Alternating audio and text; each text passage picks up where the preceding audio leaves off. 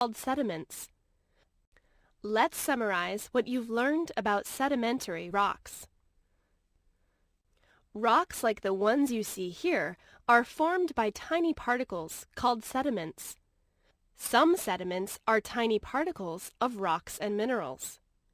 Other sediments are bits of plants, bones, shells, or other animal materials. Sedimentary rocks are rocks that form from sediments that become pressed together in layers. Sediments can be picked up and carried away by water, wind, and ice. Most often they are carried away by moving water, such as in rivers and streams. Eventually, the sediments are dropped off in a new place. Over long periods of time, new layers of sediments are carried and dropped on top of older layers. The weight of the top layers squeezes out the water and air from the lower layers. It also presses together the sediments on the bottom. Dissolved minerals cement the sediments together to form sedimentary rock. A sedimentary rock's properties result from the way the rock was formed and the materials it was made from. Sedimentary rocks can be soft or hard. They may have distinct layers, or they may not show any layers. Limestone is one kind of sedimentary rock. It is usually white. It forms on the bottoms of oceans from the remains of once living things. Limestone often contains shells or bones from animals. It can even contain the remains of plants. The remains of animals or plants from long ago are called fossils.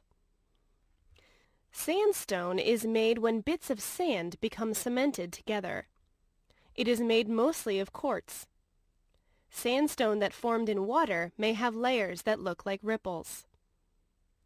Conglomerate is formed from larger rocks. It may be made up of rounded pebbles, stones, or even boulders once carried by fast-flowing waters. Rocks become mixed with sand and are bound together by natural cement. Because they are made of a collection of other rocks, conglomerates are coarse and chunky. Many sedimentary rocks are useful. For example, limestone is used to make chalk. Shale is used to make bricks, china, and pottery. When shale is combined with limestone, it is used to make cement.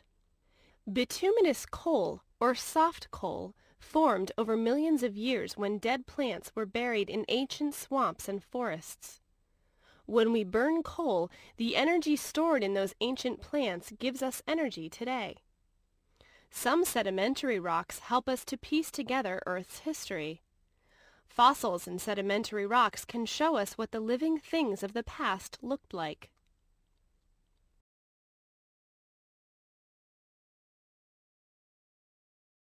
Sedimentary rocks are often formed by layers of sediments. The properties of sedimentary rocks depend on the minerals they are made up of and the way they are formed. Sedimentary rocks have many uses. How is sedimentary rock formed? Sedimentary rock forms when sediments are pressed together in layers over a long period of time. Fill in the blank with the correct word. Small pieces of material normally carried and deposited by water or wind are called blank. Why is a conglomerate coarse and chunky? Pebbles and rocks are carried by fast-moving waters and deposited. The pebbles and rocks are mixed with sand and bound together by natural cement.